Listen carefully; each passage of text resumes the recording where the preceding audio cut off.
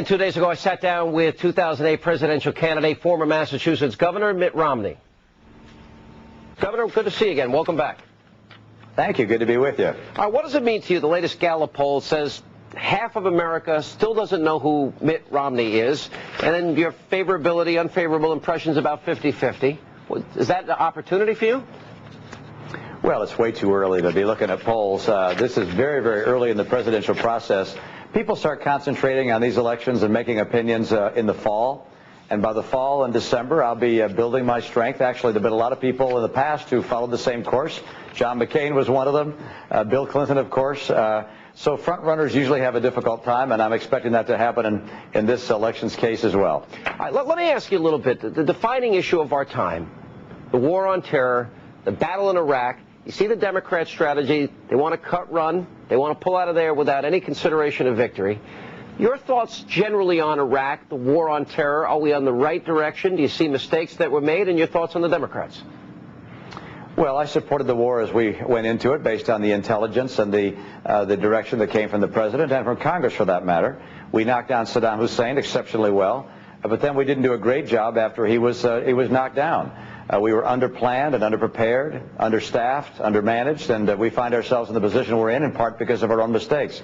But that being said, you don't just pick up and walk away, because walking away or dividing the country and then walking away presents some extraordinary risks for America and our fighting men and women. And those risks are that we launch or begin some kind of regional conflict with Iran grabbing part of the Shia South or Al-Qaeda playing a dominating role among the Sunni portion of the country, or perhaps even the Kurdish population and Turkey being destabilized.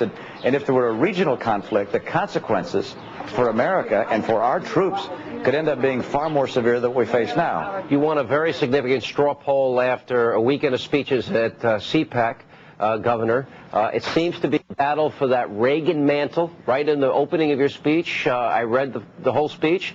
You quoted Ronald Reagan, who had previously spoken at CPAC. I guess the issue for conservatives keeps coming up, both for you and Rudy Giuliani and Senator McCain on some issues of whether or not they're as conservative as Reagan was. The issue that comes up the most for you, Governor, is the issue of abortion. And when you were running for the Senate in Massachusetts, this was your position. I believe that abortion should be safe and legal in this country. I have since the time that my mom took that position when she ran in 1970 as a U.S. Senate candidate.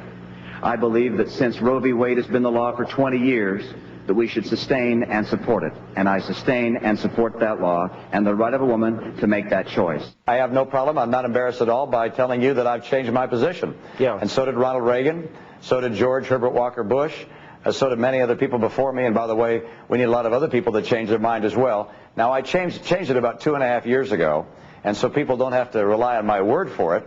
They can look at my record as governor. I came to believe that the government should not play the kind of role it had been playing, which is insisting on a one-size-fits-all pro-abortion policy for the entire nation. I'm pro-life, and I'm proud that I've made that decision. Rudy Giuliani has said in answer to that, because he has a different position. He's pro-choice. And he has said he would appoint originalist justices like Scalia and Thomas and Alito. On that issue of judges, is that the type of justice you'd be looking for? Well, of course, we're all going to talk about appointing judges that will follow the law and not legislate from the bench. But being pro-life is, of course, much broader than just the kind of judges you appoint. There's legislation which month to month and year to year comes forward that can either protect the sanctity of life or can take it away.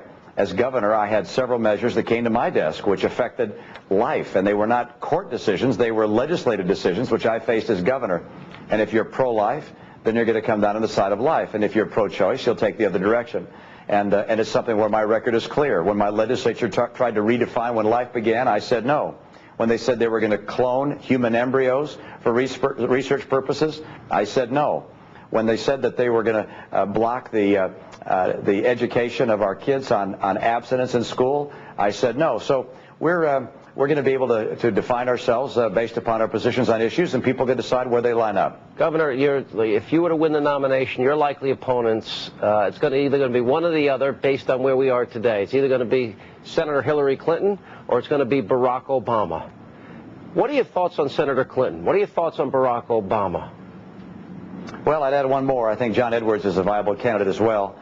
I think in the case of each one of those three people, they're fine individuals. But as Ronald Reagan used to say, it's not that liberals are ignorant, it's just that what they know is wrong. And frankly, they don't have the right direction for this country in mind. Their vision about the future of America and how to get there just isn't right. America has shown over the last 30 years that the principles of economic, social, and foreign policy conservatism work.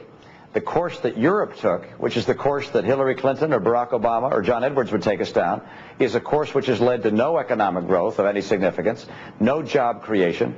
It's a course of a no end and no return kind of a posture. Yeah. And that's the course that Hillary would represent.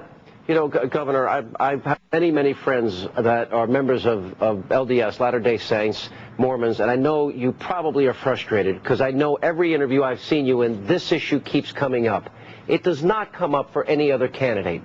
And it's really troublesome to me because it seems like they are creating for you a religious litmus test. And I will tell you, fundamentally, I view this as unfair. Your thoughts? Well, I'm not going to call anything unfair in the world of politics. You get used to the heat that's in the kitchen. But frankly, the people I talk to, not necessarily the reporters, but the people I talk to in Iowa, New Hampshire, and South Carolina, tell me time and again they want a person of faith to lead the country, but they don't particularly care what brand of faith it is so long as the person has American values. And if you look at my marriage, and you look at our family and our kids, and the values that we've tried to instill in each one of our kids, you'll see that the values I have are as American as any in this great country. When we come back, Hugh Hewitt will talk about Mitt Romney. And also coming up tonight, Harry Belafonte is speaking, and the tapes are rolling again. You won't believe what the king of Calypso had to say about Condoleezza Rice. We'll play you the tape tonight. And later, it is a New York City shocker. This mugger caught on tape beating and knocking to the ground a 101-year-old woman. We'll take you inside the manhunt when we return. And finally, by the way, which one of these women will get to play Anna Nicole Smith on TV? As long as it's not Reese Witherspoon, I don't care. I like Reese Witherspoon. That's fine. I'm Darren Anderson, president of the National Association of Payday Lenders.